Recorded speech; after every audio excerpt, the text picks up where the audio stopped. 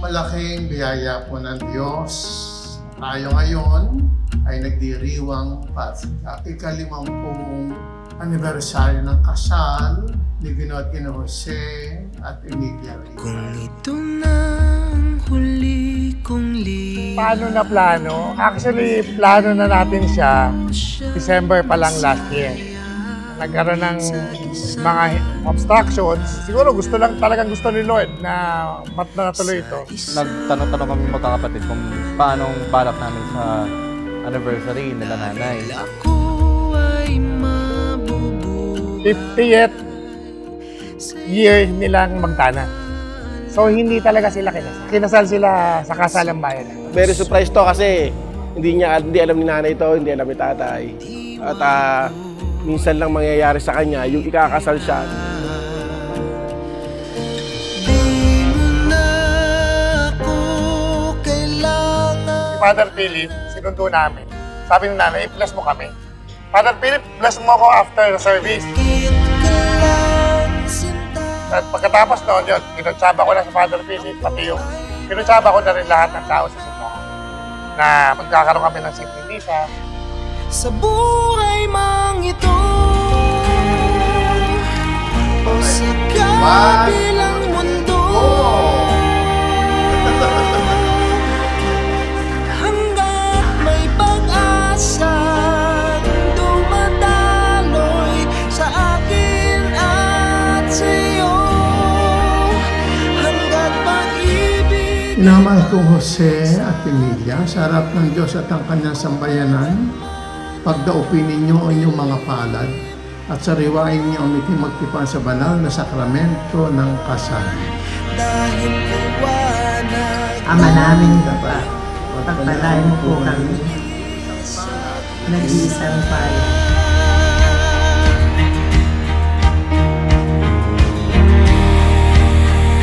Nung nililigawan ni nanay si tatay, medyo may kaya sila nanay nung time na yon dahil so hirap na hirap yung tatay ko para makuha lang yung nanay ko. wala kang biniko, buhay ng buhay ko, san ka man patungo, dalhin. Kuya kasi yung panganay. Maglalakad silang dalawa sa aisle hanggang sa pang-anim na bangko. Kukunin naman siya ni Kuya Ato. Si Kuya Ato kasi pangalawa. Kukunin ko si nanay, yung dalawang kuya ko sa likod. Lipat-lipat naman. Hahatid namin sa kay John yun. Mong umiko, darating din ang panahon ng hinahon.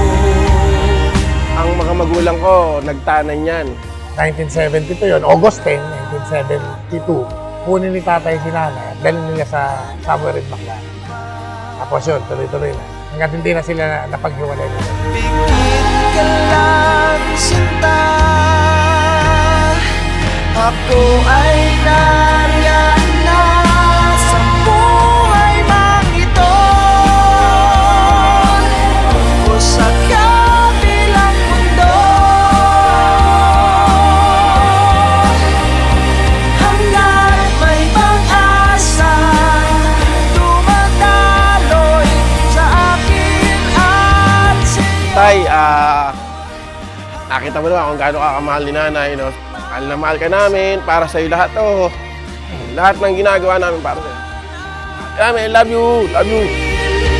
Huwag mangamba,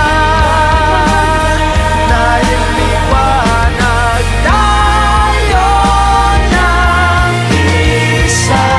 Lagi natin naririnig kasi yung kay nanay at kay tatay, pangarap ko sa anak ko. Ito kasi yung punto na hindi natin naririnig sa mga anak ko. Yung pangarap ko sa magulang.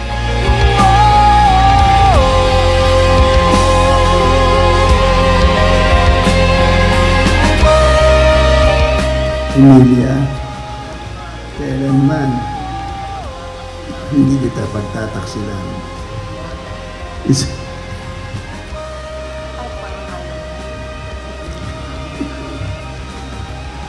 Isusuot ko at pangingatan ang singsing na ito na siyang banda na aking pag-ibig. Tapatan. Sa ngalan ng Ama, ng Anak, at ng Espiritu Santo. Amen. Kaya namin sila pinakasal ngayong 50 years anniversary nila dahil ito yung pangarap ng nanay ko na makapaglakad siya sa aisle ng simbahan na iniintay siya ni tatay dun sa dulo. So siguro parang ito na yung right time na maikasal sila. Sa buhay mang ito o sa kabilang mundo, hanggat may pag-asa. Tay, mahal na mahal namin kayo, kami ng mga anak nyo. At salamat sa lahat ng gabay, sa lahat ng mga turo, sa lahat ng pagmamahal. Ibanin sa atin. Marami na tayong na-unlock na karakter, sabi niya. Isa to sa mga pangarap namin magkakapatid sa inyo. Panahon mo na to, Nay. Tay, panahon mo na to. So, just sit down, relax na lang. And then dahan-dahan pa natin kukunin yung mga pangarap namin, mga anak mo, para sa inyong mga magulang. Ito ay isang malaking biyaya dahil ang bawat araw, ang bawat taon na kanilang dinadaanan ay punong-puno ng biyaya ng Diyos.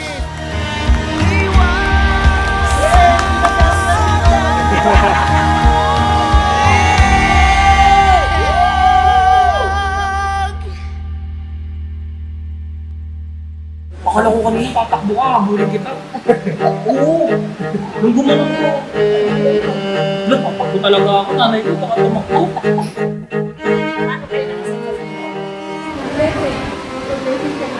Kinausap lang si Daddy. Dapat nila yung mga kapatid. Pinag-iisa ko na ito sa kotse. Sabi nila, mamaya na kayo merienda. Pag-merienda. Tatay ka na lang ako kanina lang. Ah, may kasal pala ako? Ngayon. Oo, iiwan ko pa sa kanila. Nagsal pa kami. Iiwan ko ba?